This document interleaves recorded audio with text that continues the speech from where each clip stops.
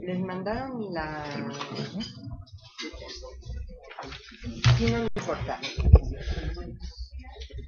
¿El power? Muy buenos días a todos.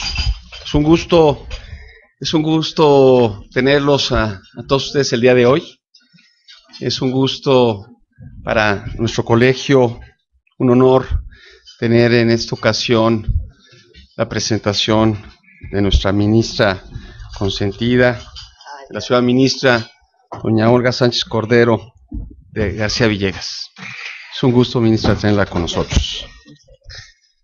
Distinguidos miembros del presidium, distinguida ministra, distinguido primer vicepresidente del colegio Ricardo Cervantes Vargas, distinguido coordinador del Comité de Derecho Penal, licenciado Rodolfo Félix Cárdenas, querido Rodolfo, distinguido subcoordinador de Derecho Constitucional y Amparo, licenciado Diego López de Quevedo, distinguidos amigos, en mi carácter de presidente nacional del Colegio Nacional de Abogados de Empresa, ANADE, insisto que es para nosotros un verdadero honor tener la oportunidad de contar con esta magna conferencia relacionado con el tema, el debido proceso en el caso Florence Cassés y su trascendencia en el sistema jurídico mexicano.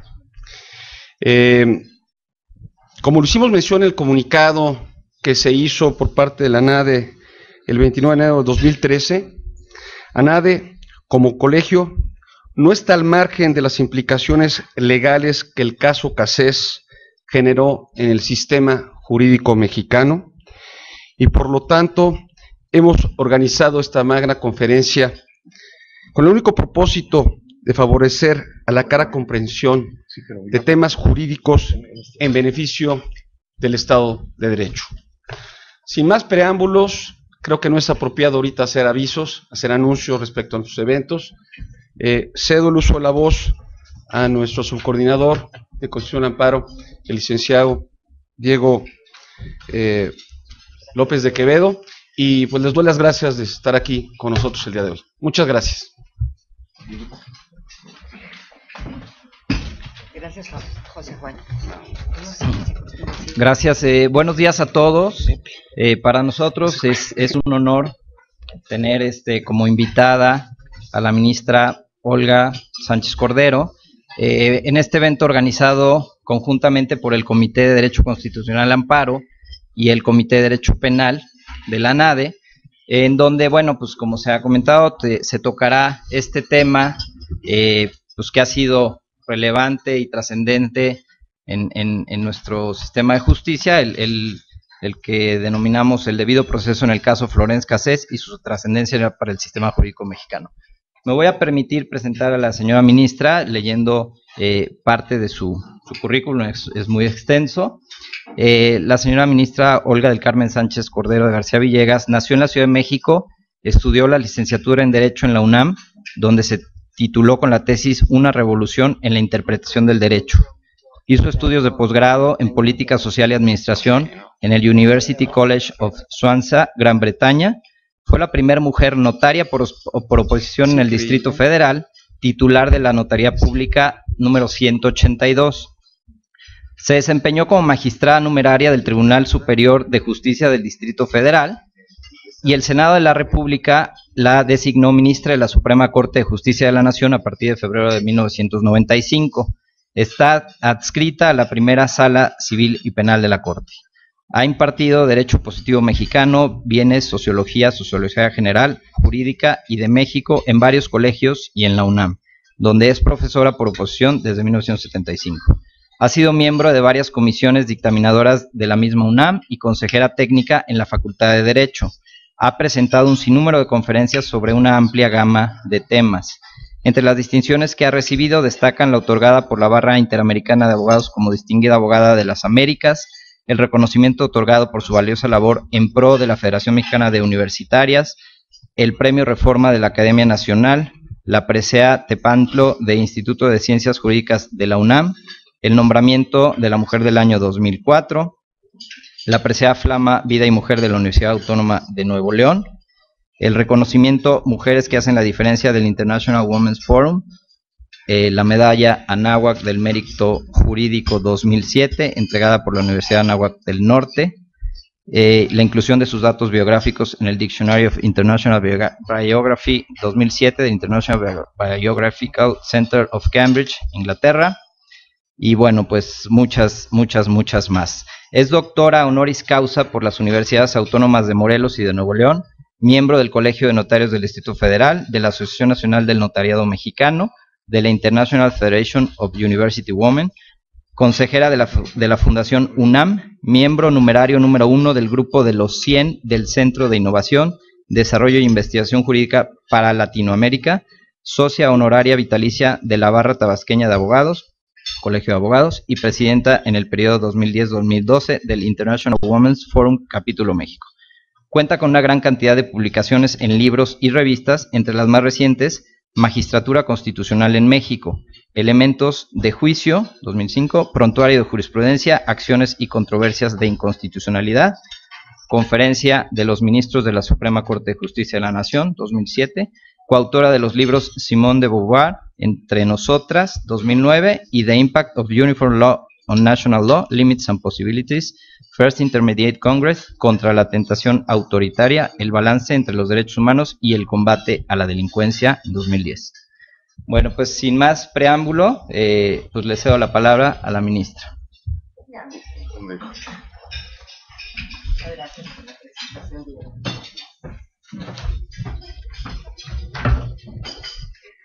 Buenos días a todas, a todos. Muchísimas gracias por esta atención hacia mi persona de invitarme el día de hoy a compartir con ustedes este desayuno.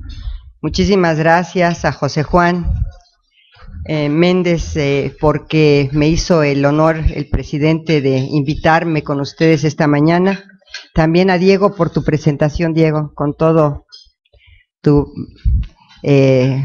pues, todos tus, tu abuelo, tu padre, que han estado tan estrechamente vinculados con la Suprema Corte.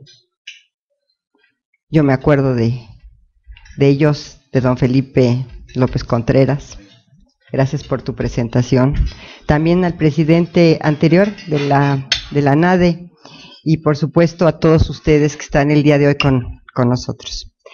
Quiero manifestarles que invité en esta ocasión, raro en mí porque yo era la única invitada, pero invité a mi equipo de trabajo, a mi secretaria y mis secretarios de estudio y cuenta, que me acompañaron, yo diría, sin temor a equivocarme, en esta aventura jurídica. Fue un reto, una aventura que compartimos los que estamos aquí, otro de los secretarios que lamentablemente no ha podido estar en este momento, que fue quien en un momento dado ayudó al ministro Saldívar a realizar el primer proyecto, pero que tenía un compromiso con anterioridad. Pero sí que me acompañaran el día de hoy con ustedes. Y para mí el tema es sumamente difícil desde muchos puntos de vista. El tema es muy difícil desde el punto de vista personal. Desde el punto de vista personal, yo misma tuve que superar, como también lo hicieron mis colaboradores, todo un prejuicio importante que todavía lo comparte gran parte de la población mexicana. Y a eso vengo a decirles cómo resolvimos en el primer tema que voy a tratar, que no va a ser el de asistencia consular, va a ser el de presunción de inocencia. ¿Cómo resolvimos dentro de la misma ponencia el tema más importante que creo que quedó ya como un precedente histórico en nuestro país en esta materia? Los efectos Cassés ya los estamos viviendo. En estos días hemos visto ya, hemos sido testigos y presenciado la liberación de varias personas que injustamente y con un testigo único, por cierto, protegido, estaban siendo procesadas.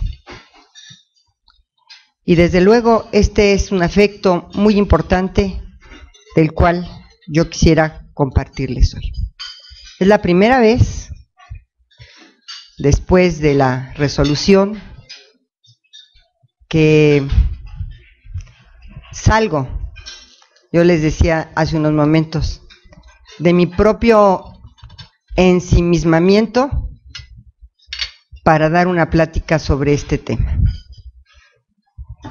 Quiero, en primer lugar, decirles que cuando empezamos a revisar el asunto, en cuanto el señor ministro Saldívar nos presentó el proyecto, me pareció definitivamente sumamente importante, sumamente interesante y sobre todo que le daba una connotación que voy a tratar en este momento totalmente diferente a lo que habíamos estado acostumbrados en la materia penal. En ese momento nos hicimos cargo del proyecto del ministro Saldívar y ellos, mis colaboradores, son testigos de que en la misma ponencia, incluyéndome a mí, estábamos convencidos a través de las imágenes que habíamos visto en la televisión que ella era responsable de los delitos que se le habían imputado. No obstante eso, a través de revisar una y otra vez el proyecto del ministro Saldívar, y una vez que este fue desechado, con el que yo compartí y con el que yo voté, en un voto minoritario de 2-3, el día que me lo turnaron, después del desechamiento, fueron muchas horas las que nos dedicamos a ver el expediente con toda calma, con toda minuciosidad, con todo el formalismo. Y llegamos a varias conclusiones que ya desde luego las traía en gran parte el ministro Saldívar, pero que nosotros las ampliamos en algunos casos y en otros hicimos un ejercicio distinto. Yo, en principio, me quiero referir a la presunción de inocencia, para después irles relatando cómo quedó este derecho fundamental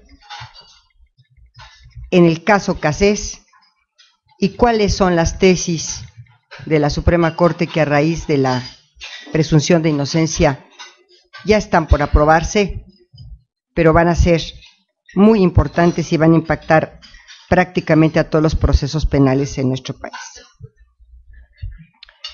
Este reconocimiento de inocencia, el reconocimiento del derecho a la presunción de inocencia, establecido por el artículo 20 de nuestra Constitución, en su reforma, en el 2000, fue la reforma en el 2008, comporta un cambio esencial en la naturaleza de esta regla básica en la ordenación de un proceso penal. Una vez que se consagró constitucionalmente la presunción de inocencia, y esto es muy importante para ustedes, ya dejó de ser un principio general de derecho. Ya no es más un principio general de derecho, sino que va a informar toda la actividad judicial. Ya no es el principio únicamente indubio pro reo, y a partir de esta sentencia mucho menos, y se convierte, ojo, en un derecho fundamental. Y al, digamos, hacer esta transición de un principio a un derecho fundamental en el artículo 20 y en su modificación a la Constitución, y al convertirse en un derecho fundamental, vincula a todos los poderes públicos y es de aplicación inmediata. Así entonces, la presunción de inocencia, además, sí, de que es un criterio informador del ordenamiento procesal penal, un principio si ustedes lo quieren, es ante todo, a partir sobre todo de Florence Cassés, un derecho fundamental. Esto, sin duda, es uno de los temas más importantes en la sentencia Cassés.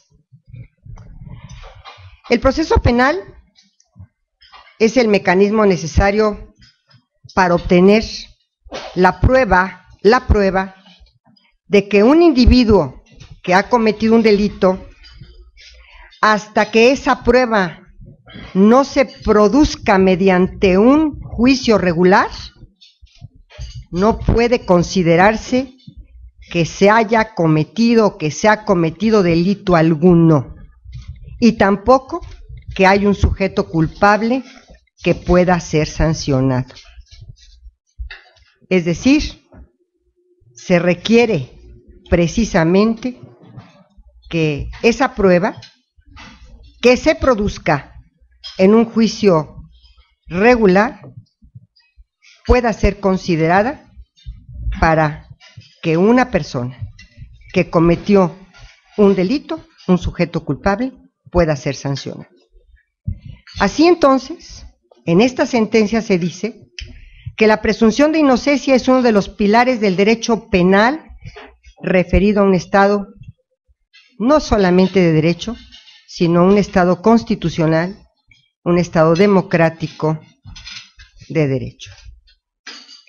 La Constitución Federal establece este principio en su artículo 20, apartado B, fracción primera, que hablando de los derechos de toda persona imputada, prescribe categóricamente que se presuma su inocencia mientras no se declare responsabilidad penal mediante sentencia emitida por el juez de la causa. Este derecho fundamental, y aquí viene lo interesante y lo importante, consta de dos significados: como regla de tratamiento del imputado, que excluye o al menos restringe al máximo la limitación de la libertad personal, y como regla de juicio en esas dos vertientes, y como regla de juicio que impone que la carga acusatoria de la prueba al Ministerio Público y la absolución en su caso, de no existir en ese momento, entonces, los elementos de prueba suficiente. Son esas dos vertientes: regla de tratamiento del imputado, por una parte, y regla de juicio. Lo voy a explicar con toda amplitud para llegar a aterrizarlo en nuestro caso. Es un deber del tribunal, de todos los tribunales, de ocuparse de motivar la valoración de la prueba que obliga en rigor a confrontarse con ella en una clave de racionalidad explícita, estableciendo de este modo un estándar de exigibilidad sobre ella, a fin de establecer que algunos enunciados acerca de los hechos que fueron declarados probables, en realidad no lo están. El derecho a que se presuma la inocencia de cualquier persona constituye una presunción iuris tantum, pues con la actividad probatoria durante el proceso se puede desvirtuar dicha presunción. Ahora bien, para que el proceso destruya la presunción de inocencia, debe ajustarse a los principios esenciales del mismo y respetarse los derechos que asisten al gobernado. Con la aplicación de esta presunción se garantiza la protección de todos los otros derechos humanos, como son, incluyendo la dignidad humana, la libertad, la honra, el buen nombre, y que pueden resultar vulnerados por las actuaciones irregulares por parte de las autoridades. El principio de presunción de inocencia, que en materia procesal penal impone la obligación de arrojar la carga de la prueba al acusador, es un derecho fundamental que nuestra Constitución reconoce y garantiza en general, y cuyo alcance trasciende la órbita del debido proceso.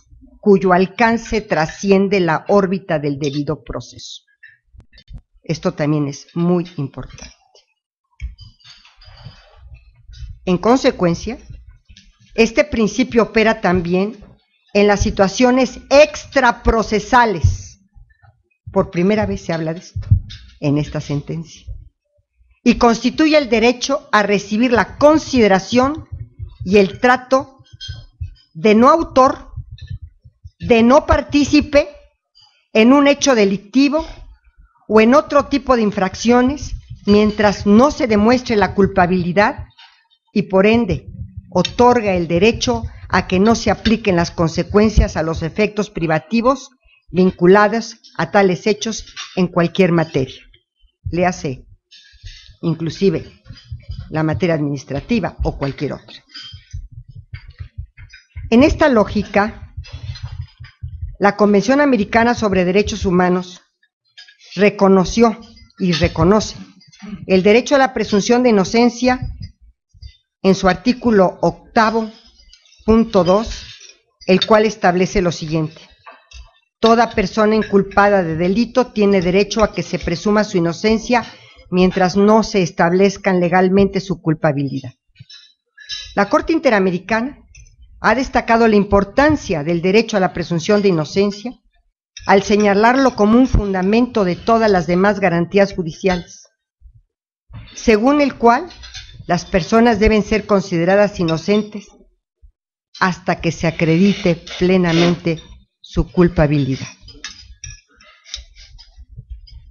Quiero hacer un paréntesis. ¿Qué nos pasó a todos, incluyendo a mi persona, cuando la primera vez que se transmitió supuestamente en vivo el montaje del rescate de estas víctimas, ya dimos por sentado la plena culpabilidad de una persona, incluyéndome a mí?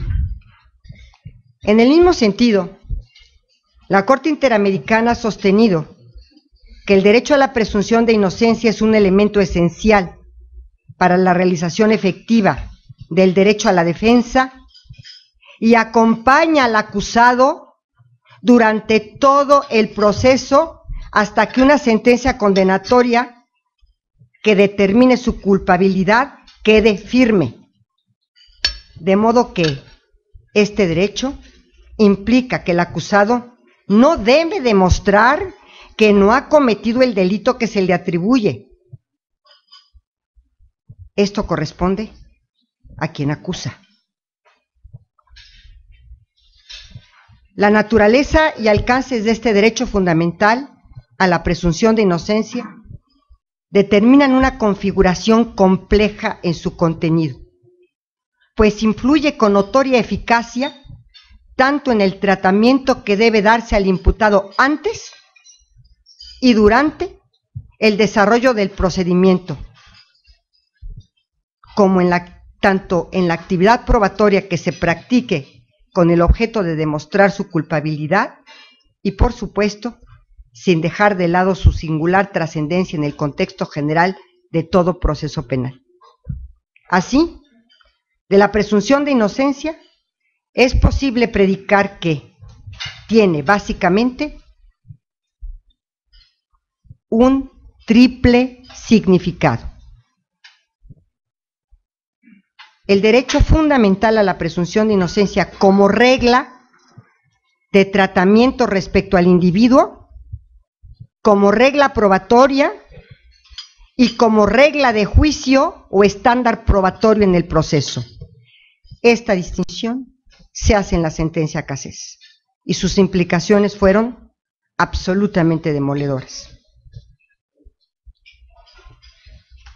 Es que las vertientes más estudiadas de la presunción de inocencia solamente se refieren a su cualidad como regla probatoria y de estándar probatorio o regla de juicio que debe ser aplicada en el momento de dictar sentencia.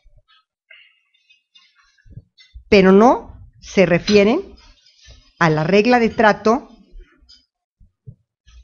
y a otras cuestiones que vamos a tratar aquí en esta vertiente de presunción de inocencia muy importantes.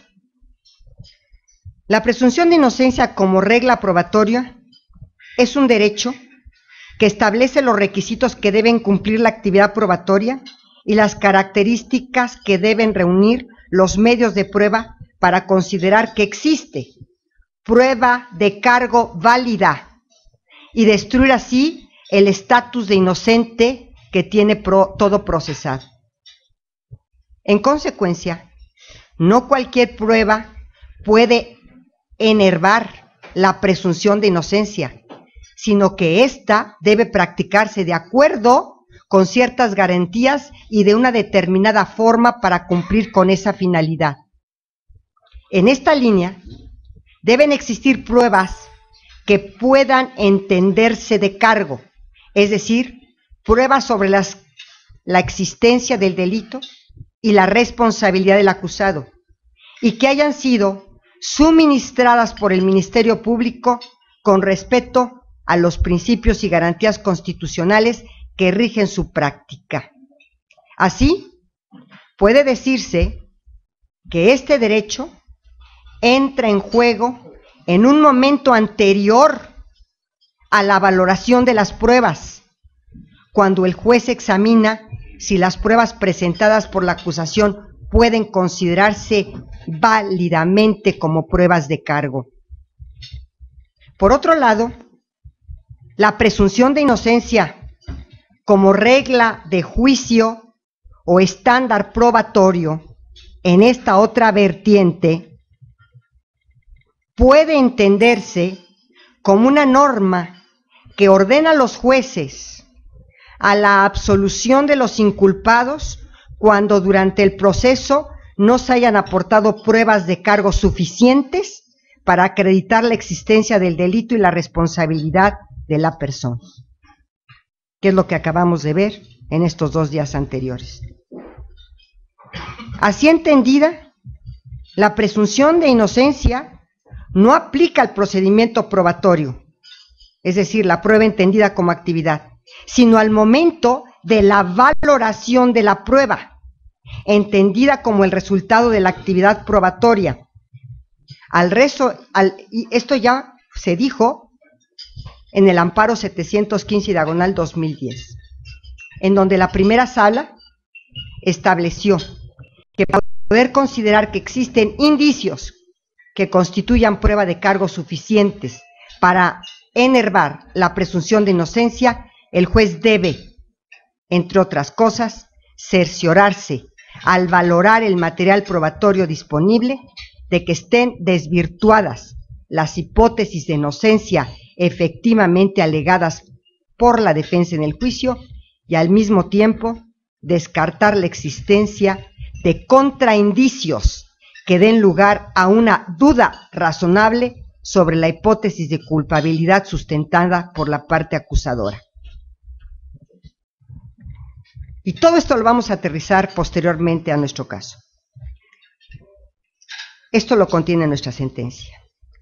En esta lógica, es importante señalar que la valoración de la prueba es, en principio, una facultad exclusiva de los tribunales ordinarios. Sin embargo,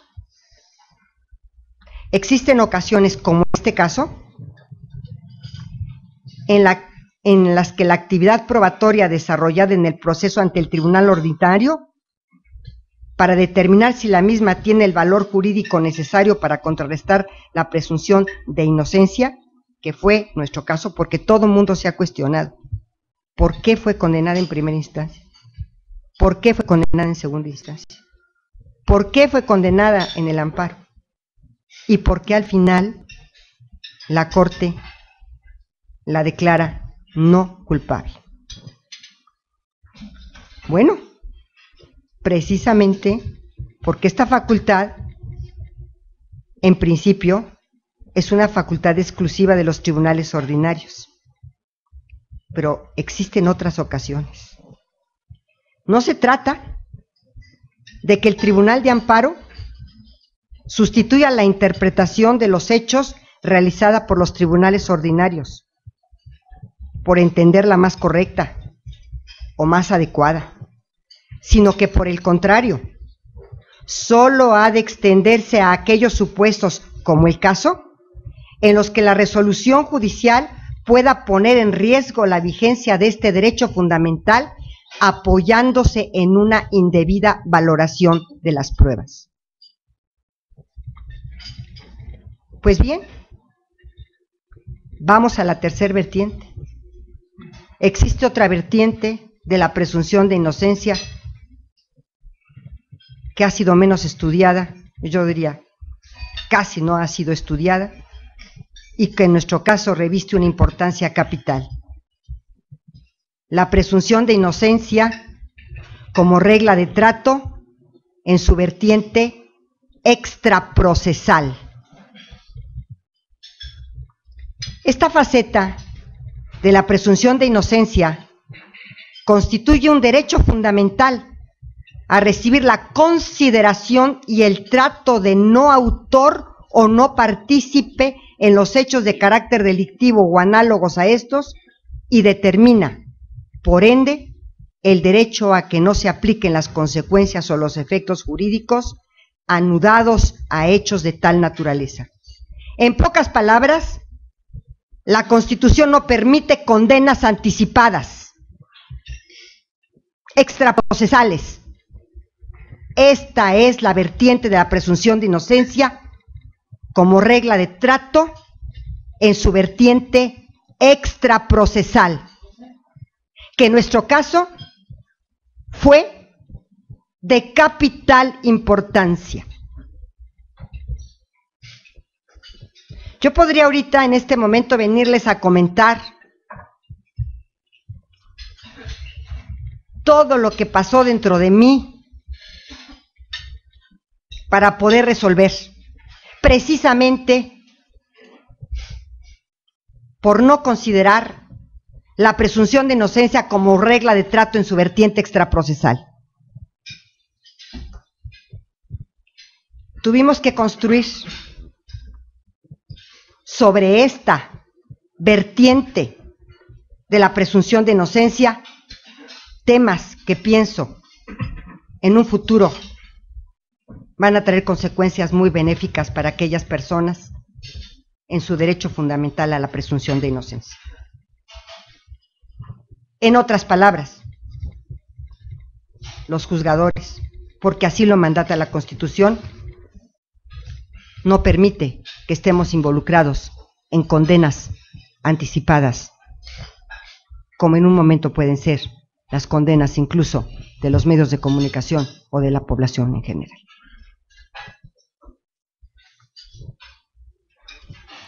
Asimismo, y a diferencia de lo que sucede con la regla de juicio, La valoración en esta vertiente de la presunción de inocencia puede emanar, ojo, de cualquier agente del Estado, pero esencialmente de las autoridades policiales. Dada la trascendencia de una acusación en materia penal, la Constitución otorga al imputado una serie de derechos fundamentales a fin de garantizar que se le efectúe un juicio justo en su contra. Sin embargo, de nada sirven estos derechos cuando las autoridades encargadas de investigar el delito realizan diversas acciones que tienen como finalidad exponer públicamente a alguien como responsable del hecho delictivo. Frente a estas acciones, se corre el enorme riesgo de condenar al denunciado antes de tiempo, ya que el centro de gravedad que corresponde al proceso como tal se ha desplazado a la imputación pública realizada por la policía. Se han cuestionado que solo fue el debido proceso. No, yo les comparto que son derechos fundamentales. Son derechos que consagra nuestra Constitución y no son solo meros procedimientos que hubiera dado lugar, en mi concepto, a una reposición. Se violaron estos derechos fundamentales en su esencia misma, la presunción de inocencia en el trato extraprocesal de las autoridades policiales. Además, la violación a la presunción de inocencia como regla de trato puede afectar de una forma intraprocesal también, como en el caso, mucho más grave aún, los derechos relativos a la defensa del acusado. Puede introducir elementos de hecho que no se correspondan con la realidad y que en el ánimo del tribunal y sobre todo de las víctimas y de los posibles testigos actúen después como pruebas de cargo en contra de los más elementales derechos de defensa. Este derecho fundamental y esta violación a este derecho fundamental a la presunción de inocencia como regla de trato extraprocesal puede afectar de forma trascendente, intraprocesalmente, aún más grave, los derechos relativos a la defensa del acusado. Así entonces, la presunción de inocencia se relaciona tanto en el proceder de las autoridades en su consideración a la condición de inocente de una persona, como con la respuesta que puede provenir de las demás partes involucradas en el proceso, todos, testigos, víctimas, el mismísimo juez. La violación a la regla de trato de la presunción de inocencia puede influir en un proceso judicial cuando la manipulación de la realidad por parte de la policía tiende a referirse a 1. La conducta, credibilidad, reputación, antecedentes penales de alguna de las partes, testigos o posibles testigos. 2. La posibilidad de que se produjera una confesión, admisión de hechos, declaración previa del imputado o la negativa a declarar. 3. El resultado de exámenes o análisis a los que hubiese sido sometido algún involucrado en el proceso. 4. Cualquier opinión sobre la culpabilidad del detenido. Y 5. El hecho de que alguien hubiera identificado al detenido, entre otras muchas consecuencias. Así, en este tipo de escenarios, resulta que el verdadero juicio se celebró mucho antes de la aparición del juez de la causa. En las situaciones a las que nos estamos refiriendo, la policía no pretende ni pretendió facilitar información de la causa que se transmite ante los tribunales, sino anticipar, reproducir su desarrollo, pero sin cumplir con ninguna de las garantías constitucionales al debido proceso. En este sentido, la Corte Interamericana estableció, en el caso Cabrera, García y Montiel Flores contra México, que el principio de presunción de inocencia implica que los juzgadores no inicien el proceso con una idea preconcebida de que el acusado ha cometido el delito que se le imputa, por lo que la carga de la prueba recae siempre en quien acusa. De la materialización de estas vertientes del principio de derecho fundamental se desprende que la presunción de inocencia produce la obligación a la autoridad de proveer elementos probatorios suficientes que justifiquen la restricción de este derecho. En este sentido, el Tribunal Constitucional Español, por ejemplo, ha establecido que, una vez consagrada constitucionalmente la presunción de inocencia, ha dejado de ser un principio general del derecho que ha de informar la actividad judicial. Ha dejado de ser entonces indubio pro reo, para convertirse en un derecho fundamental que vincula a todos los poderes públicos. El derecho a las personas, el derecho a la presunción de inocencia, dice el Tribunal Constitucional Español, no puede entenderse reducido al enjuiciamiento de conductas presuntamente delictivas, sino que debe entenderse también que preside la adopción de cualquier resolución, tanto administrativa como jurisdiccional, que se basa en la condición o conducta de las personas y de cuya apreciación se deriva un resultado sancionatorio para las mismas o limitativo de sus derechos. Por lo tanto, la comprobación de la hipótesis sobre la culpabilidad de una persona debe fundarse en pruebas que satisfagan los requisitos de fiabilidad, suficiencia, variación y relevancia para considerar que han logrado vencer la presunción de inocencia que le asiste a todo inculpado. La fiabilidad es la condición de los hechos que se encuentra sujeta a la forma en que la prueba fue obtenida. En nuestro caso, si las condiciones en que ésta se obtuvo dudas sobre su contenido, la condición de fiabilidad no podrá verse satisfecha. La condición de suficiencia remite a que las pruebas deban bastar para comprobar los elementos que conforman la hipótesis sobre la culpabilidad. Sin embargo, esta condición se sustenta en la condición de fiabilidad de la prueba. Y si ésta carece de fiabilidad, no podrán tenerse por cumplido el criterio de suficiencia. Fiabilidad, suficiencia, variación y relevancia, para considerar que se ha vencido el derecho fundamental a la presunción de inocencia. Por otra parte, el criterio de variación garantiza que se eliminen hipótesis alternativas a la culpabilidad y que se supere con ello la duda razonable.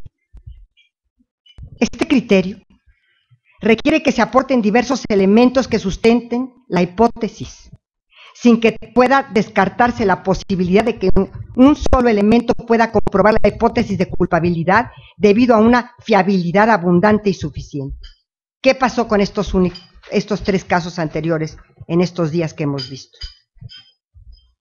Un solo elemento para comprobar la hipótesis de culpabilidad no fue suficiente. Un testigo, el dicho de un testigo protegido que servía para todos los casos, que imputaba todos los delitos, y sobre solamente ese testigo habrían sido,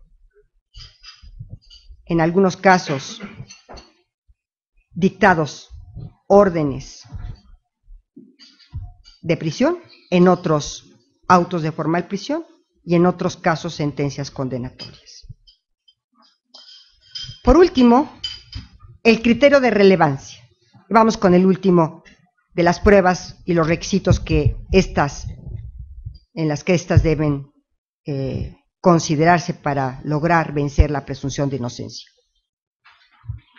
El criterio de relevancia implica que las pruebas deben guardar estrecha relación con los elementos de las hipótesis de culpabilidad que el Ministerio Público tiene que probar. Si los elementos que aporte el Ministerio Público no satisfacen esas condiciones, no podrá comprobarse la hipótesis de culpabilidad que debe fundamentar la convicción en el juzgador para declarar la responsabilidad en la comisión de un ilícito en contra del procesado. El incluir elementos de prueba en un proceso que fueron obtenidos violentando los derechos del imputado supondría violentar la presunción de inocencia en su vertiente de regla de juicio, ya no de trato. Vimos el trato extraprocesal, vimos el trato intraprocesal, ahora vemos la vertiente de regla de juicio. Ello, ya que se estaría intentando desvirtuar los elementos de la presunción con pruebas que no pueden ser consideradas adecuadas, puesto que la forma en que éstas fueron obtenidas resta fiabilidad a su alcance probatorio. Y por tanto, la protección que la Constitución reconoce a los sujetos de proceso se vería vulnerada. Como se precisó con anterioridad, la presunción de inocencia tiene básicamente este triple significado. Como regla de tratamiento respecto al individuo, como regla probatoria y como regla de juicio en el proceso o estándar de prueba, en donde ya interviene la valoración que hace el juzgador del material probatorio. Decíamos que como regla de tratamiento, el derecho fundamental a la presunción de inocencia exige que cualquier persona imputada por la comisión de una conducta tipificada como delito sea tratada como inocente, sea tratada, regla de trato, como inocente durante el trámite del procedimiento e incluso, como en este caso, desde antes de que se inicie, pues puede ser que las actuaciones de los órganos del Estado, sin limitarlos a quienes intervienen en la función estrictamente jurisdiccional, incidan negativamente en el tratamiento, en esta regla de trato, en su vertiente regla de trato de la presunción de inocencia, del derecho fundamental. Así las cosas, la primera sala de la Suprema Corte determinó que en el caso concreto existe una violación al derecho fundamental de la recurrente a la presunción de inocencia como regla de trato, como regla probatoria que disciplina los requisitos que han de cumplir las pruebas de cargo para considerarse válidas, y como regla de enjuiciamiento de los tribunales ordinarios.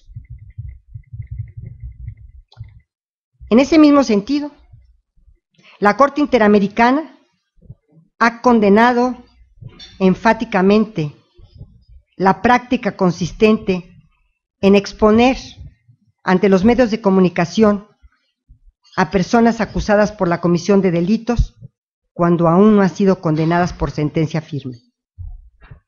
Al respecto, la Corte Interamericana ha sostenido que el derecho a la presunción de inocencia exige que el Estado no condene informalmente a una persona o emita un juicio ante la sociedad que contribuya así a formar una opinión pública mientras no se acredite conforme a la ley la plena responsabilidad penal de a quien se le imputa una conducta delictiva. Esto en este tema de presunción de inocencia. ¿Cómo vimos nosotros? Esto ya quedó en la sentencia Cassés. ¿Cómo vimos nosotros el caso Cassés a la luz de este marco interpretativo del derecho fundamental a la presunción de inocencia. ¿Cuáles fueron nuestros parámetros? ¿Cuál fue nuestra valoración? Fueron muchas. Nos hicimos cargo de todo el expediente, de los 13 tomos, como no podía ser de otra manera, constancia por constancia, página por página. Y cada vez descubríamos mayores elementos para determinar que este derecho a la presunción de inocencia fue violentado y fue vulnerado a la quejosa en estas tres vertientes. No se diga en la regla de trato extraprocesal. El abogado defensor de Florence Cassés, que envié escasamente 2 veces, máximo 3, ya la última justo antes de resolver, ya estaba el proyecto distribuido. En una de las audiencias que tuve con él me mostró el video desde sus inicios, no desde que lo transmitió la televisión, desde sus inicios. En este se ven varias cuestiones interesantes extraprocesalmente y que no fueron nada a conocer, pero sugiero que si ustedes tienen la posibilidad de compartir el video completo, sería muy interesante por esta violación a la regla de trato extraprocesal de las autoridades policíacas en esta vertiente de derecho fundamental. Se ven cómo los agentes de la AFI están a punto de entrar al lugar del montaje, entran y los regresan y les dicen: estamos en un corte comercial y después van los deportes. Posteriormente ingresan al lugar y cuando ingresan está la señora víctima con una pijama rosa y su hijito con una pijama blanca, como si los secuestradores amablemente les dieran la pijama para dormir y su ropa lavada y recién planchada cuando amanece. La venda que tiene la tercer víctima es una venda extraordinariamente limpia y blanca, recién comprada de la farmacia. Esta es la regla de trato en su vertiente extraprocesal del montaje por la policía. Esta es la vulneración. Posteriormente, las víctimas, cosa curiosa, se quedan dando conferencias de prensa después de su rescate. Yo me quiero suponer a una víctima en una conferencia de prensa después de su rescate. Pero no solo eso. La policía se equivoca de las horas.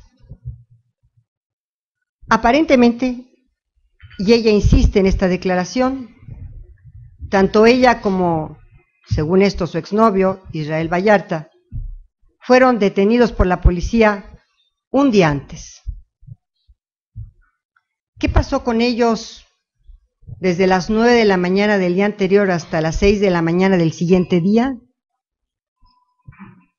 No tenemos certeza de qué aconteció con ellos. ¿Fueron torturados? ¿Fueron retenidos en la Procuraduría? ¿Qué pasó? Eso no consta más que en los dichos de ella una y otra vez, que la habían detenido el día anterior en la mañana, a las 8 de la mañana.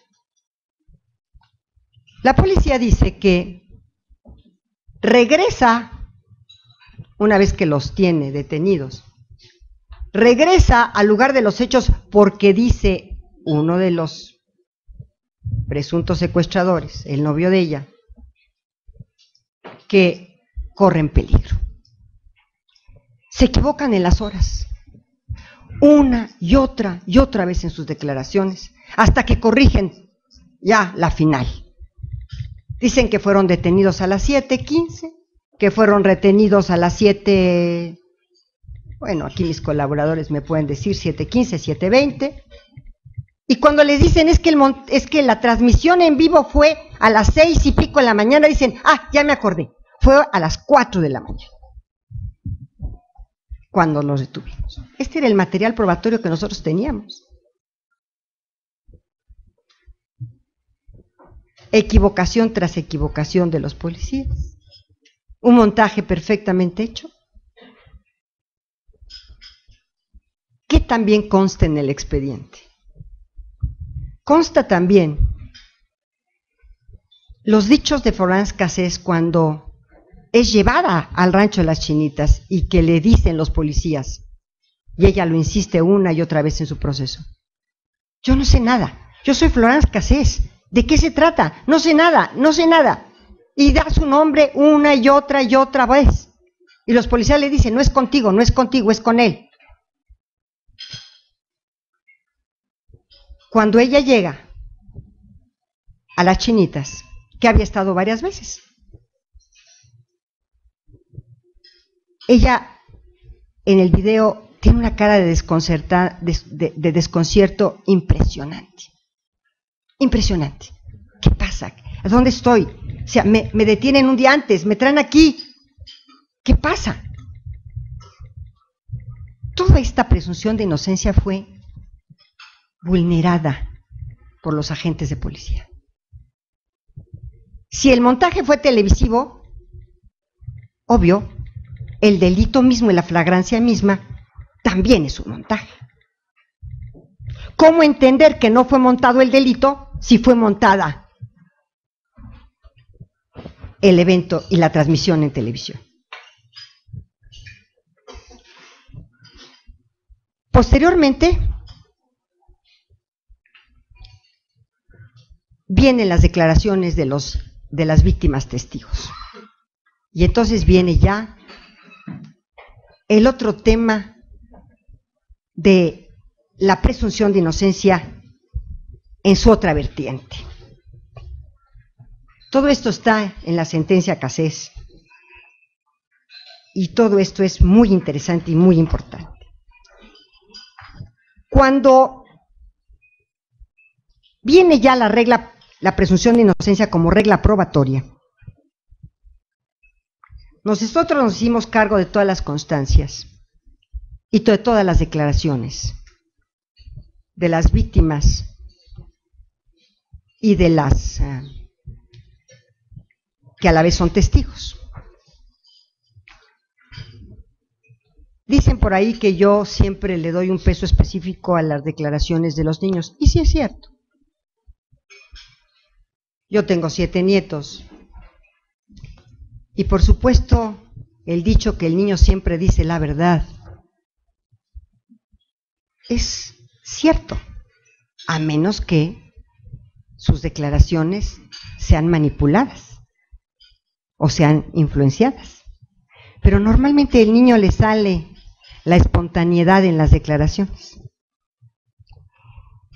Este estándar probatorio de la presunción de inocencia en esta vertiente fue muy importante también aplicarla. El niño es un niño que en ese tiempo, ya son casi 8 años, tendría unos 8 o 9 años. Su primera declaración es demoledora. Su primera declaración es: a él le sacaron sangre. Y le sacaron sangre para mandársela a su papá, obviamente, para que éste pagara el rescate tanto de su madre como de él. Y le dicen: ¿quién te sacó la sangre? Dice: me sacó la sangre Hilario. ¿Y qué más pasó? Hilario, después de haberme sacado la sangre que se le iba a mandar a mi papá, me dio un lápiz y un papel y me dictó una carta a mi papá que decía: tienes que pagar el rescate porque a mi mamá le van a cortar un dedo, creo que dice, y una oreja, un dedo y una oreja, si no pagas el rescate. Su narrativa es impecable. Su segunda declaración, después de que el abogado prueba sus entradas y salidas de las víctimas testigos a la agencia de investigaciones, lo prueba varias veces. Segunda declaración después de haber asistido a la agencia federal. Ahí consta. ¿Quién te sacó la sangre? Una mujer. Cuando la narrativa anterior había sido extraordinariamente exacta, precisa. Una mujer. ¿La viste? No, traía el rostro cubierto. Pero sus manos, ojo, no un niño de 9 años, sus manos eran blancas, tersas y suaves. Esta es su segunda declaración. Y además, dice el niño, arrastraba la R. Un niño de 9 años arrastra la R y sus manos son suaves, tersas y blancas, y la reconoce por un mechón. ¿El niño fue la que él reconoció por un mechón? No, que ustedes me van cauchando, por favor, porque a veces que los detalles se me pierden. La declaración de la señora, no la reconozco. Nunca la he visto. Nunca la he oído. Nunca escuché su voz. Segunda declaración de la señora. Sí la reconozco. ¿Y cómo la reconoce? Por la televisión.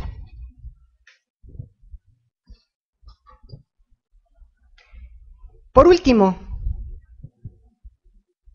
regla de juicio, en su valor vertiente de regla de juicio.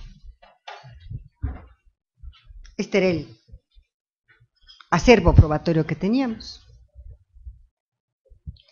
¿Qué dijeron los tribunales inferiores? No le dieron importancia a la regla de trato extraprocesal. No le dieron importancia tampoco a la regla de trato de estándar probatorio a la presunción de inocencia en su vertiente de regla de trato, de regla probatoria, ni de regla de trato intra ni extraprocesal, y finalmente tampoco presunción de inocencia en su vertiente de valoración de prueba. Yo quiero compartir con ustedes que al principio mi ponencia estaba totalmente, todos mis secretarios que nos reunimos, incluyendo ellos que me acompañaron en esta aventura, estábamos casi convencidos de su culpabilidad cuando empezamos. Es más, yo quiero confesarles que cuando yo vi las imágenes en Primero Noticias, lo primero que dije, me dije a mí misma y lo dije en fuerte, que se refunde en la cárcel. Todos pensábamos eso. ¿Cómo? Además extranjera, por cierto. Se exacerbaron los ánimos xenofóbicos, que no nos falta mucho a los mexicanos para hacerlo. Mueran los gachupines en nuestro grito de independencia y otras tantas cosas que tenemos en nuestro haber, los gringos y etcétera, etcétera. Entonces, era xenofóbica y además misoginia. Una mujer francesa que viene a secuestrar. Con acento francés. Batalla 5 de mayo, yo creo.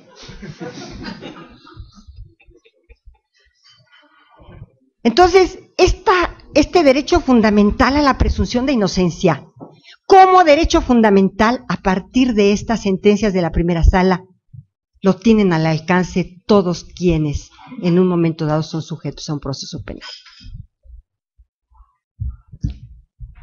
Por otro lado, no nos quedemos ahí nada más. en todas estas violaciones. Vámonos más allá, a propósito de xenofobia. El derecho a la notificación, contacto y asistencia consular.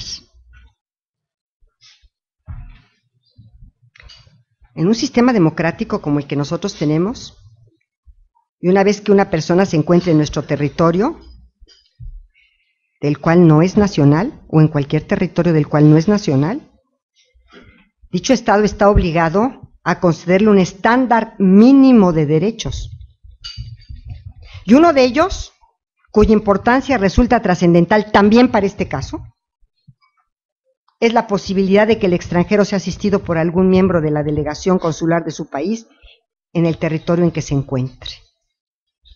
O sea, no obstante todas las violaciones a su derecho de presunción de inocencia, para que vean ustedes que no era debido proceso, ni cuestiones meramente procesales, son derechos fundamentales de todos los gobernados que vivimos en este país. Así entonces, y más con el marco constitucional vigente del artículo 1 constitucional, que el sistema jurídico mexicano cuenta con una protección mayor en relación a los derechos fundamentales, porque es sin duda alguna un nuevo paradigma. Y desde luego este nuevo paradigma tiene dos fuentes primigenias, tanto los derechos fundamentales que reconoce nuestra Constitución, como aquellos derechos humanos establecidos en tratados internacionales. Así entonces, estas normas que provienen de ambas fuentes tienen rango constitucional y son normas supremas del ordenamiento mexicano. Por eso es que nosotros en nuestra sentencia no solamente nos quedamos con la presunción de inocencia en estas tres vertientes y su vulneración a sus derechos, sino que nos fuimos más allá precisamente porque era extranjera, e hicimos varios ejercicios y varias tesis que van a salir también. Este derecho incuestionable, que es el derecho de los extranjeros a la notificación, contacto y asistencia consular, como derecho fundamental, no derecho procesal, entiéndase, como derecho fundamental de cualquier extranjero. Y en este caso que yo les platico de los derechos fundamentales consagrados en los tratados internacionales, trajimos, obviamente, la Convención de Viena sobre Relaciones Consulares, en su artículo 36, párrafo primero de esta Convención de Viena. Y este establece lo siguiente: un inciso A, con la finalidad, con el fin de facilitar el ejercicio de las funciones consulares relacionadas con los nacionales del Estado que envía.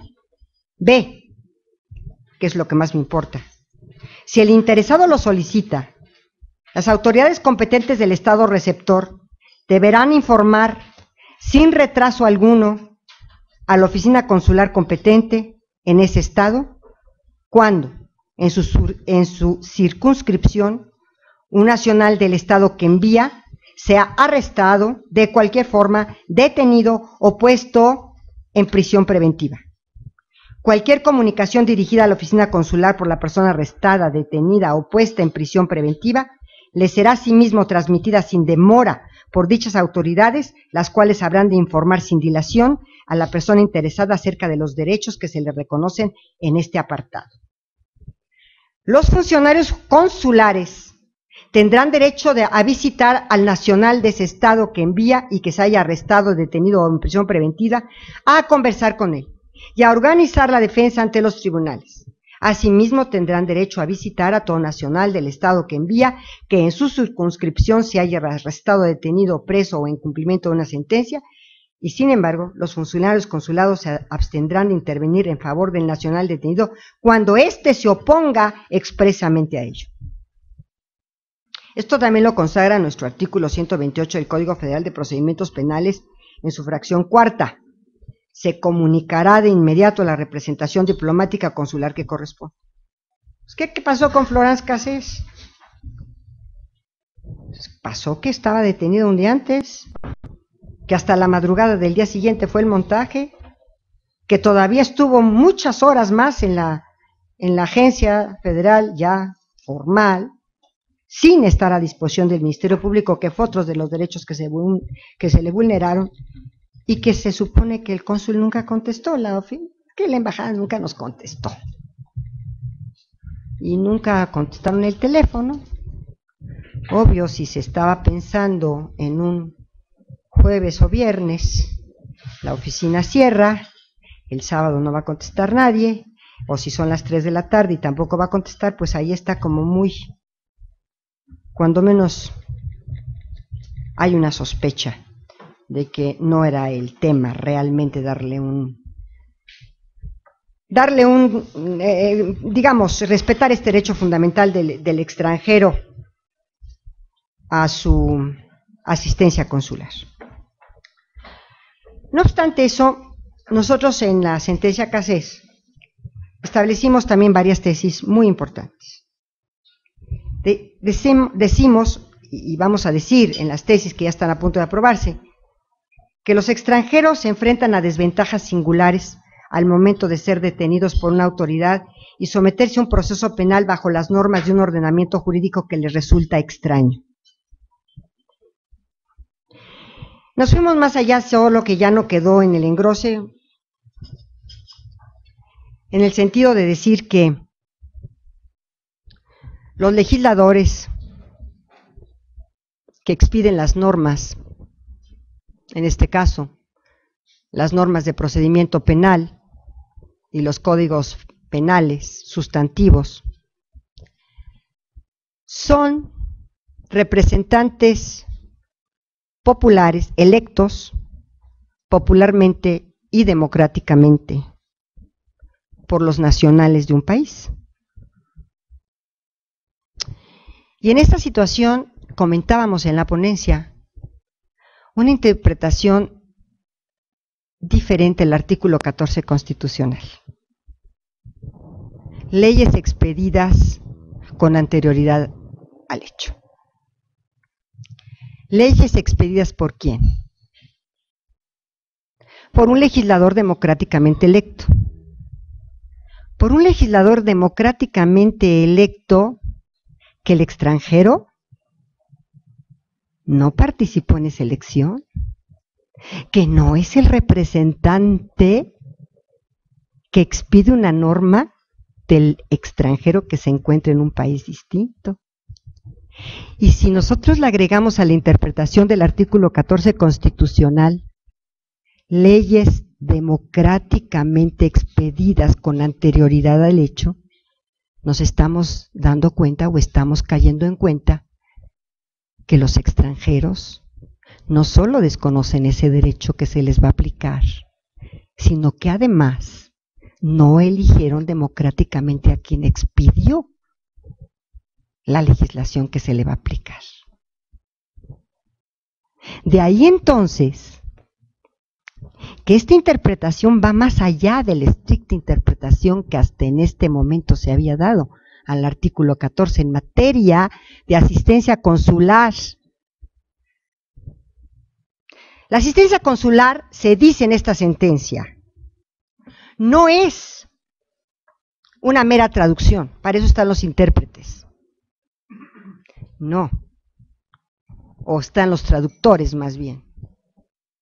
Nosotros equiparamos esta asistencia consular con todas las sentencias en los temas indígenas que hemos venido resolviendo. No basta que el indígena tenga un traductor para que se satisfaga su debido proceso o un defensor. Es necesario que un indígena tenga un intérprete, como lo dice el artículo 2 constitucional. Y este intérprete deberá conocer sus tradiciones, sus costumbres, su lengua,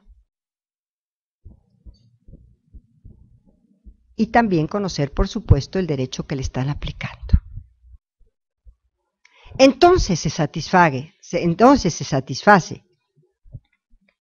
el artículo 2 constitucional en materia indígena. El traductor es simplemente un traductor de una lengua. pero además un defensor y alguien que conozca sus costumbres. Vamos a trasladarlo a los extranjeros y nosotros decimos, e interpretando este artículo 36 de Viena sobre relaciones consulares, el correspondiente artículo de nuestro Código de Procedimientos Penales, y dándole contenido a nuestro artículo 14 constitucional, nuestro artículo 128. La ayuda consular para los connacionales de ese país detenidos puede asumir diversas formas, y cada intervención por lo menos implica 3 acciones básicas, dice la sentencia Cassés. La primera, curiosamente, es de carácter humanitario. Los funcionarios consulares proporcionan a los detenidos el contacto con el mundo exterior, al comunicar, por ejemplo, la noticia a sus familiares o a las personas de confianza del detenido. Asimismo, estos funcionarios se aseguran que a los detenidos se les cubran las necesidades básicas mientras se encuentren privados de su libertad. La segunda función es de carácter proteccionista, es de protección. La presencia de los funcionarios consulares por sí misma coadyuva a disuadir a las autoridades locales de cometer actos en contra de los extranjeros que puedan ser contrarios a su dignidad humana o que pongan en peligro la suerte del procesado penal al que se verá del proceso penal a que se verá sometido el extranjero. Es de protección. La tercera es la relativa a asistencia técnico-jurídica, respecto a la cual nos vamos a ocupar también y nos ocupamos en esta sentencia. Es decir, es de vital importancia señalar que a través de la ayuda consular los extranjeros reducen la distancia que los separa de sus nacionales en cuanto a la protección de un estándar mínimo de derechos. La asistencia consular es vital para asegurar una defensa adecuada en situaciones que impliquen una privación de la libertad, en donde las violaciones a los derechos fundamentales de los extranjeros son comunes, debido a la falta de conocimiento del sistema jurídico en el que se encuentran inmersos. Una persona extranjera que es detenida se enfrenta a una multitud de barreras lingüísticas, culturales, conceptuales, que dificultan su habilidad para entender de forma cabal y completa los derechos que le asisten, así como la situación a la que se enfrenta. La Corte Interamericana de Derechos Humanos y la Corte Internacional de Justicia de La Haya, en la defensa que hizo el Estado mexicano del caso Avena, curiosamente como resultado de 2 peticiones del gobierno de nuestro país, dijo lo siguiente: como Estados Unidos no se sometió a la Corte Interamericana, el gobierno de México pidió una opinión consultiva a la Corte Interamericana, que es vinculante, y además asistió al proceso en contra, en la Corte de La Haya, en el caso Avena, en contra de Estados Unidos. La opinión consultiva de la Corte Interamericana para defender a los nacionales mexicanos que se encuentran en Estados Unidos, curiosamente, ¿cómo dicen por ahí el dicho de farol de la calle y oscuridad de tu casa? El derecho a la información sobre la asistencia consular y su relación con las garantías mínimas del debido proceso legal. En esta resolución, la Corte Interamericana de Derechos Humanos, a solicitud de México, interpretó el espectro del artículo 36 de la Convención de Viena con la finalidad de clarificar los derechos y obligaciones establecidas en esta convención, poniendo énfasis en la aplicación de este derecho en los casos de pena de muerte en los Estados Unidos de América.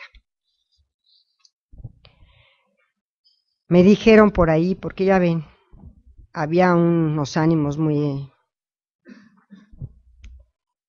exacerbados, muy candentes en este tema. Por ahí dijeron que la asistencia consular como si era simplemente un trámite y que adicionalmente México, cuando defendió en el caso Avena a nuestros connacionales, era pena de muerte. Y aquí era solo una sentencia de 60 años de prisión. O sea, nada que ver la pena de muerte con 60 años de prisión. Fue uno de los argumentos que yo escuché, entre otros muchos. Pues bien, la Corte Interamericana dijo lo siguiente, dándole contenido al artículo 36. Dice, la Convención de Viena es parte del corpus juris del derecho internacional de los derechos humanos contemporáneo, ya que dota a los extranjeros detenidos de los derechos individuales que son la contraparte de los deberes correlativos del Estado anfitrión. Asimismo, la Corte Interamericana señaló que resulta indispensable tomar en cuenta las circunstancias de desventaja en las que se encuentra un extranjero, por lo que la notificación del derecho a comunicarse con el representante consular de su país contribuye a mejorar considerablemente sus posibilidades de defensa y a que los actos procesales en los que interviene se realicen con mayor apego a la ley y respeto a la dignidad de las personas. Consecuentemente, la Corte Interamericana concluyó que el derecho individual a la notificación consular debe ser reconocido y considerado en el marco de las garantías mínimas para brindar a los extranjeros la oportunidad de preparar adecuadamente su defensa y contar con un juicio justo. Y en esta sentencia se hace un desarrollo importante de los derechos específicos que derivan de lo contenido en el artículo 36 de la Convención de Viena sobre Relaciones Consulares. Y desde luego se dice que la información o que tiene derecho a comunicarse con la oficina o representación consular de su país y que la información de este derecho debe ser inmediata y no puede ser demorada bajo ninguna circunstancia. Léase, si esta señora estuvo detenida un día antes y hasta la madrugada del día siguiente, y después se regresaron al rancho de Chintas, y después la llevaron al Ministerio Público, no al Ministerio Público, no, a la AFI, ahí estuvo retenida quién sabe cuántas horas, y después fue puesta a disposición del Ministerio Público, y no fue sino hasta el tercer día que pudo tener un contacto consular. Eso es la inmediatez, y que no puede ser demorada bajo ninguna circunstancia. Yo quiero compartirles que el caso es estrictamente jurídico y constitucional de este proceso penal. No es más que esto, el marco constitucional de derechos fundamentales y de tratados internacionales. Si esto, yo no quiero decirles qué hubiera pasado si este caso hubiera llegado como iba a llegar a cualquier corte internacional, ya sea la Interamericana, ya sea la de Estrasburgo y es francesa, o ya sea la Corte de La Haya. Pena ajena con todas estas violaciones para el Estado mexicano. En tercer lugar, una vez que el extranjero decide que sí desea contactar con la oficina consular de su país, la autoridad deberá informar de esta situación a la oficina consular correspondiente que se encuentre más cercana al lugar donde se realizó la detención. Esta comunicación deberá ser inmediata y realizarse a través de todos los medios que estén al alcance de la autoridad respectiva. La autoridad no contestaron el teléfono. Ah, qué bueno. La autoridad deberá garantizar la comunicación, visita, contacto entre el extranjero y la oficina consular de su país, a fin de que esta última le pueda brindar al extranjero una asistencia inmediata y efectiva. Y además hicimos un análisis, este es un análisis de asistencia consular en sentido amplio, pero además hizo un examen de asistencia consular en sentido estricto. Y decíamos, en este sentido estricto, no puede ser concebido como un mero requisito de forma, como lo han tratado de manejar las autoridades. No, es un derecho fundamental que asegura la efectiva realización de los principios de igualdad de las partes y de contradicción que rigen un proceso penal con la finalidad de evitar desequilibrios o limitaciones en la defensa del extranjero. Esta asistencia consular tiene una función propia y diferenciada, tanto a tener un abogado como a tener un intérprete, lo que yo les decía, que nosotros ya en muchos precedentes de indígenas lo habíamos establecido. No era algo que no hubiéramos hecho con anterioridad, simplemente lo hicimos con indígenas, para evitar la indefensión del inculpado. Pero no solamente porque no depende del idioma, que tenga conocimientos del idioma español, o en su caso de los indígenas que hablen solamente tzotzil, o hablen solamente chol, sino que eso es mero traductor, sino que comprenda cabalmente su acusación y los derechos que le asisten. Este es el gran tema, esta es la gran trascendencia. Por último, porque ya veo que están un poco cansados, otro derecho fundamental, porque ya les dejo si quieren para su análisis todo esto. Otro derecho fundamental del detenido a ser puesto a disposición inmediata ante el Ministerio Público. Y también le fue violentado.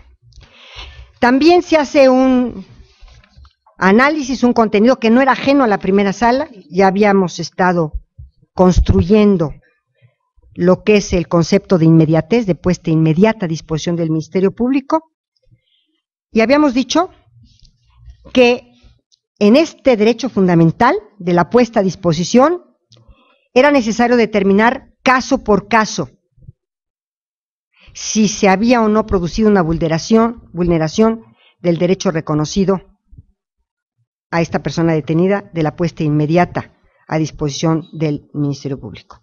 Sin embargo, sí se había dicho en la primera sala, desde mucho antes, que no era posible una dilación indebida cuando no había motivos razonables que imposibilitaran la puesta a disposición inmediata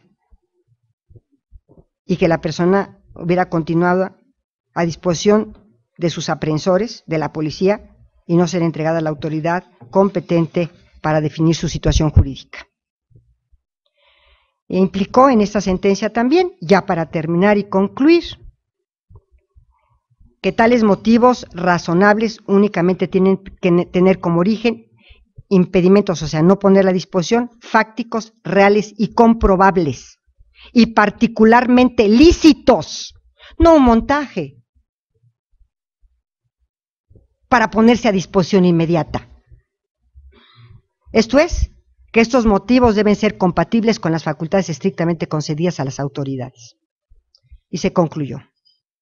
Lo anterior implica que los agentes de policía no pueden, bajo ninguna circunstancia, retener a una persona por más tiempo del estrictamente necesario para trasladarla ante un ministerio público, a fin de ponerlo a disposición, donde deben desarrollarse las diligencias de investigación pertinentes e inmediatas que permitan definir su situación jurídica, de la cual depende su restricción temporal de libertad personal. La policía no puede simplemente retener a un individuo con la finalidad de obtener su confesión o información relacionada con la investigación que realiza para inculparlo a él o a otras personas. Mucho menos los puede retener para hacer un montaje televisivo, lo cual ya en sí mismo es una violación. En conclusión, colegas, esto fue un análisis con el nuevo marco constitucional de derechos fundamentales y haciéndonos cargo de las principales violaciones a los derechos fundamentales de Florence Cassés, que habiendo sido reconocidos por los 5 integrantes de la sala, porque fueron reconocidas estas violaciones, teníamos una manera distinta de coincidir o no con los puntos resolutivos. Con todas estas violaciones que yo les comento, simplemente se ordenó su inmediata libertad. Pues muchas gracias,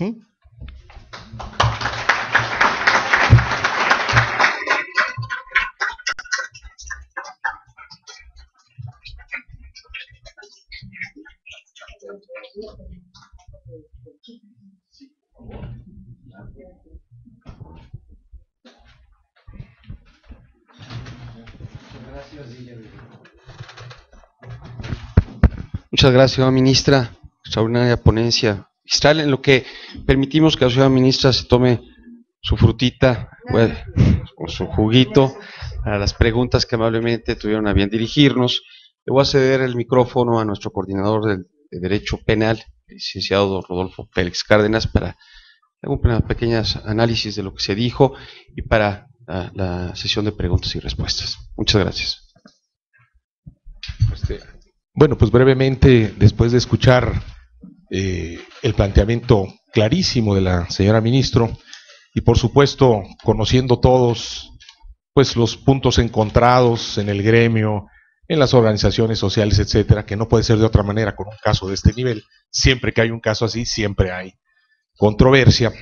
Es verdaderamente importante los señalamientos que se han hecho aquí, y sobre todo porque, como lo dice la señora ministra, es absolutamente cierto, y lo podemos decir quienes estamos metidos en el ámbito penal, que es la primera vez que se estudia en este país seriamente la presunción de inocencia. Eso hay que decirlo. Cuando uno acudía a un tribunal penal federal o local y alegaba presunción de inocencia, los jueces nos decían antes, si eso no existe, ¿no?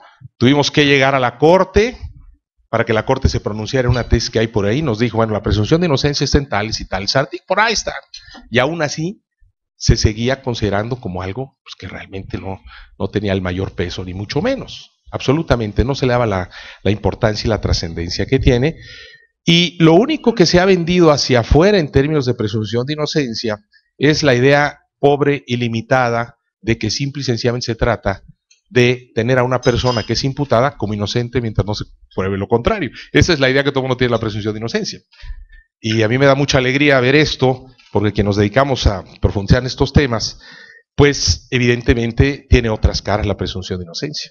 Y todas son de la mayor importancia, prueba, juicio, y el tema está procesal, que aquí es verdaderamente trascendente lo que hizo. Es trascendente. Y más lo va a hacer, fíjense nada más la base que ha puesto la Corte, más lo va a hacer con el sistema acusatorio. Ya se presentó la iniciativa de reforma constitucional para Código Único Procesal Penal, hacia allá vamos, ya están los debates del Código Único Procesal Penal, y fundamentalmente un aspecto que tiene que ser tratado con la mayor seriedad en los casos penales es la presunción de inocencia, sistema acusatorio. Y esta es la base, estos criterios van a tener una trascendencia y un impacto muy importante. Y se dijo otra cosa importantísima, la presunción de inocencia no solo hay que verla en los temas penales, sino en otros temas. Y nosotros en esos otros temas, y sobre todo en materias, fíjense, en materias vinculadas al ámbito penal, ¿no? Y nosotros vivimos siempre los temas tributarios, por ejemplo, por dar uno, pero laborales, etcétera. Esto va a tener implicaciones importantísimas. Entonces, esta construcción que inicia la Corte seguramente va a seguir creciendo, porque se tiene que hablar de muchas otras cosas más. El trabajo de la Corte y sobre todo la primera sala, que ha empezado ciertamente en los últimos años a hacer cosas muy interesantes, y aquí, sin decirlo abiertamente la señora ministra, pero se la pasó repitiéndolo todo el tiempo, prueba ilícita, está vinculado. Otros derechos fundamentales, donde ya hay dos tesis que yo recuerdo muy importantes, del ministro Cosío y del ministro Saldívar, en donde incluso la tesis de Saldívar, del ministro Saldívar, ya extiende hasta la interpretación para esto, a la obtención de prueba ilícita por terceras personas, por particulares, ¿no? En un criterio que se empieza a configurar y que, bueno, vamos a ver qué sucede de esto, pero que están absolutamente vinculadísimos los temas. Aquí lo que nos dijo la señora ministra, pues claro, presunción de inocencia, pero pues claro, la obtención de la prueba es una cosa y hay un problema de ilicitud. Luego veremos la valoración que los jueces tienen que hacer sobre esta base. Entonces me parece a mí de la mayor importancia, porque efectivamente es la primera vez que se hace un estudio de fondo en estos temas. Y habrá que cuestionarse quizá otra cosa. Me gustó mucho el inicio, pues estábamos convencidos que era responsable. Y normalmente cuando uno encuentra a los jueces que están convencidos que es responsable, tiene sentencia condenatoria. Eso es al canto, ¿no? Y la madurez de la Corte, viendo esto, pues aquí no puede ser, vamos para atrás. Eso es maravilloso, ¿eh? Pero ¿qué tal si se hubiera sido responsable? Vamos a ponerlo al revés. La Corte tiene obligación, o los jueces, de darnos la misma respuesta, ¿eh? Porque sea responsable o no, La ministra lo dijo, hay que respetar los derechos fundamentales, la estructura constitucional. Los derechos son parejos. Y entonces, si hubiera sido responsable verdaderamente, pero hubiéramos encontrado este tipo de violaciones, el resultado tendría que haber sido exactamente lo mismo, porque la construcción de la presunción de inocencia es para culpables y no culpables. Y ese es el otro tema. Aquí estuvimos con una persona inocente quizá, pero si hubiera sido culpable, el resultado es el mismo, ¿eh? Porque como dijo la ministra, ciertamente es un caso estrictamente jurídico y constitucional. Clarísimo, ¿no? Y el último punto que yo quiero dejar aquí, porque hay varias preguntas que yo juntaré para dárselas al señor ministro, formularlas para pulir, porque hay unas que son aquí todo un manual, ¿no? Así de. Entonces vamos a hacerlas, hay unas se parecen, las vamos a juntar y todo. Esta vocación que está presentándonos la Corte, claro, derivado de la reforma constitucional, artículo 1, etcétera, pero que prácticamente ya va de la mano de la actuación de la Corte, de estar muy pendiente de las decisiones de la Corte Interamericana, etcétera y demás, es fundamental también. Eso está abriendo unas puertas interesantísimas y nos está permitiendo a nosotros plantear y a los tribunales decidir también con la óptica que no hacíamos antes, con la óptica del respeto a los derechos humanos. De tal manera que con esta base constitucional que tenemos, que es en la que se sustenta esta decisión, al menos para el proceso penal, porque la base es esencialmente para el proceso penal, y con esta forma de visualizar, con la reforma al artículo 1 constitucional, pues se va a venir una doctrina constitucional que va a cambiar el pasado, me parece a mí, ¿no? Felizmente, felizmente. Ojalá desterremos doctrinas que existen, que son terribles para el ámbito penal, y esto es un hilo de esperanza. Yo la felicito, ministro, por esto, ¿no? Y felicito a Arturo Saldívar, que es compañero de banca mío, que aprecio mucho, porque también es un hombre brillante y que ha impulsado también decisiones valientes en la Corte. Está cambiando la Corte, y eso es un motivo de felicidad a los abogados. Colegas, yo tengo aquí estos manuales, voy a reducirlos, porque si no, la señora ministro no va a poder ni desayunar y voy a ir tratando de seleccionar lo que respetuosamente me parece las preguntas más directas al tema tratado, porque hay unas que son colaterales y esas yo las quiero dejar más bien al final para ver. Bien, hay una inquietud aquí generalizada respecto a por qué no se decidió, y creo que la pregunta está íncita, no se decidió amparar para efectos, ¿no? Que se regresara otra vez o que se repusiera el procedimiento y esperar la vuelta. Digo, esta pregunta era al canto, como se dice, ¿no? Sí, no, y encantada yo la contesto. A ver, si yo les preguntara a ustedes, se los voy a invertir. ¿Reponerlo cómo? Sí, díganme, ¿cómo? Si hubo un montaje,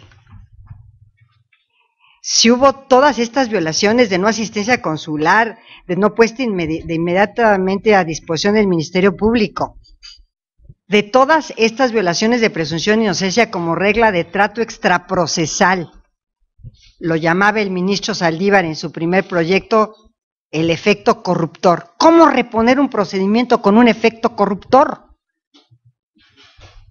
que había impactado a todo el proceso?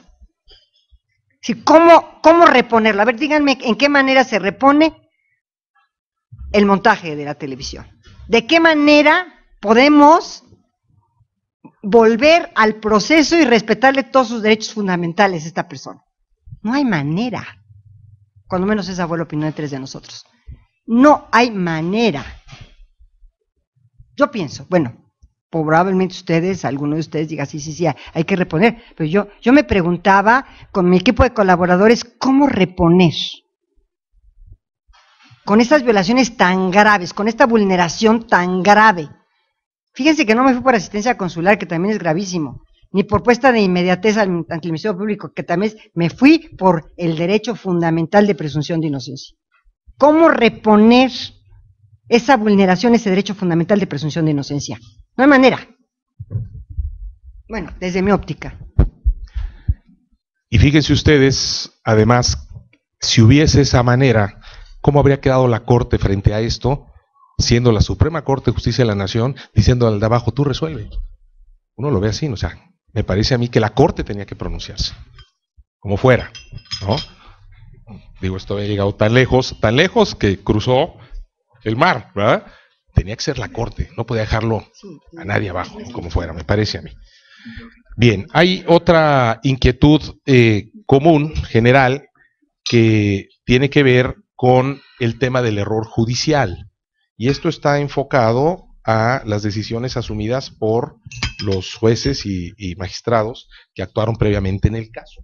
Y sobre este tema, que es también importante, aquí está mi equipo de colaboradores y a lo mejor hasta les pido que nos auxilien, pero empezando porque tenían obviamente este mismo acervo probatorio, pero no tomaron en cuenta nada. O sea, dicen, el montaje no afectó. Poner la disposición ante el Ministerio Público de inmediato no afectó el proceso. Su derecho a presunción de inocencia, pues ese, como decía, pues era un principio constitucional, pero esto no se vulneró. Su derecho a asistencia consular, pues al final se dio, después de 3 días, pero pues, al final se dio. Entonces, los mismos juzgadores en sus razonamientos fueron construyendo, a ver si no me excedo en el término, una sentencia al estilo tradicional. Perdón, no sé si eso... Está clarísimo. Ya lo entendió aquí nuestro penalista. Construyeron una sentencia tradicional. No, esto no afectó. El montaje, pues ¿cómo va a afectar el montaje? Esto no afectó. La asistencia consular se le dio al fin y al cabo. Después de 3 días, pero no importa, se le dio. La puesta a disponer del Ministerio Público, pues siempre se retiene, ¿no? Casi, ¿no? A las gentes. Entonces, puesta inmediata, pues no. Se construyó una sentencia tradicional. Si eso es una respuesta, y si se entiende cómo se puede entender, y si se debe entender cómo se debe entender. Bueno, pues está vinculada a la respuesta anterior, la pregunta. Y esto dice que en dónde se encuentran los derechos fundamentales de las víctimas, ¿no? Entonces, derechos de las víctimas versus a este control que hizo la Corte. Nosotros hicimos todo un estudio, esto ya no consta en el expediente, pero ya saben que ahí todo te llega porque te llega. Y lo que sí está probado, no me quiero meter en dichos en dimes y diretes, lo que sí está probado es que estas personas estaban en una casa de seguridad distinta, en donde pasaron prácticamente la mayor parte del tiempo, y que fueron trasladadas a este rancho. ¿Con qué anticipación? No lo sé. Pudo haber sido la víspera o no, pero lo que sí es cierto que estuvieron en otra casa de seguridad, 1, 2, que todos las personas que fueron señaladas por los víctimas secuestrados, por las víctimas testigos secuestrados, en esta casa de seguridad anterior, ninguno fue citado a declarar, ninguno fue objeto de una averiguación previa, a ninguno se le siguió ningún tipo de causa penal. Bueno, comunicarles que estamos enlazados con ANADE a nivel nacional y estamos recibiendo aquí un mensaje de la sección Jalisco que le manda sus respetos a la señora ministro y un saludo muy grande desde Jalisco.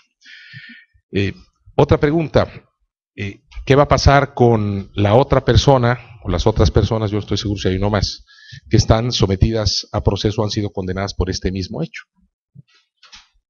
como efecto de la resolución del amparo dictado? Tengo entendido que tienen por ahí otras causas penales adicionales, hasta donde yo tengo conocimiento, pero desde luego este marco constitucional que fue violentado, pues fue violentado para ambos.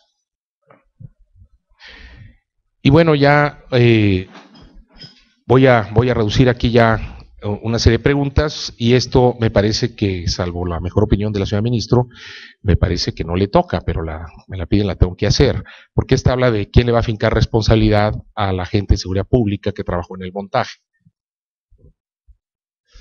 Ya la Comisión Nacional de Derechos Humanos le dio vista a la Procuraduría para que en su caso, si la Procuraduría le estima, pudiera abrir alguna averiguación previa en contra de los agentes. Hay algo que me gustaría comentarles. Me dicen de la reposición del procedimiento sobre la base de un delito, porque es un delito este montaje, ¿no? De una prueba ilícita. Sobre esa base una reposición de procedimiento. Bien, pues ya no hay más preguntas resumidas. Muchas gracias, señor ministro. No, gracias a ustedes. Gracias por esta oportunidad. Es la primera vez.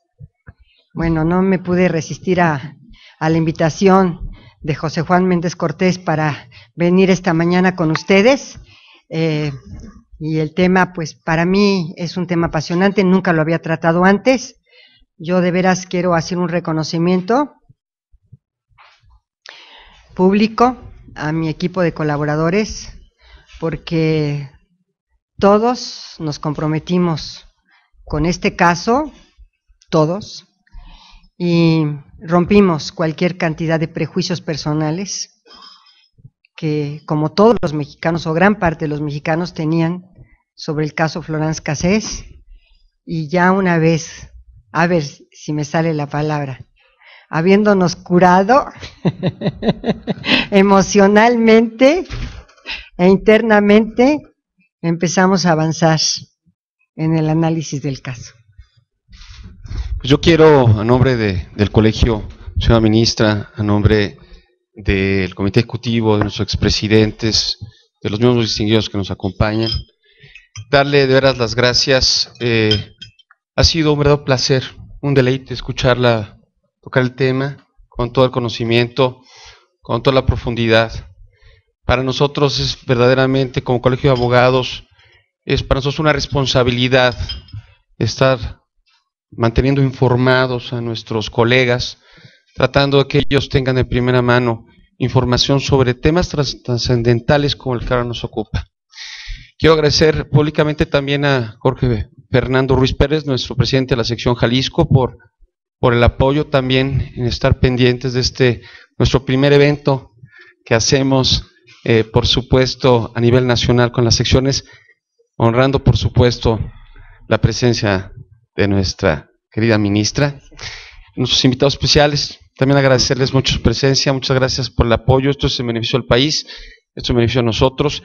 Y bueno, nosotros queremos, a nombre del colegio, en primer lugar, decir dos cosas. La primera, nosotros también tenemos nuestra conciencia social muy clara, estamos apoyando a la Casa Proed, que es una institución sin fines de lucro que está apoyando por supuesto, a las primarias, para que los padres tengan capacitación, para que haya centros de cómputo, bibliotecas y demás, que se fomenten los valores, y hemos dado una pequeña aportación a cuenta de nuestro ponente, a cuenta de la señora ministra. Y adicionalmente, nos permitimos dar un pequeño reconocimiento, un regalito que estamos dándole a nuestra ministra, que ojalá le guste, es para que estén ahí.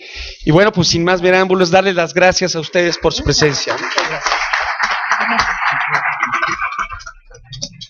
Gracias, muchas gracias. Me encanta el té, así que va a ser, bueno, una tetera que voy a usar muchísimo con mi taza y todo, y además, bueno, para que se mantenga caliente. Muchísimas gracias, muchas de veras.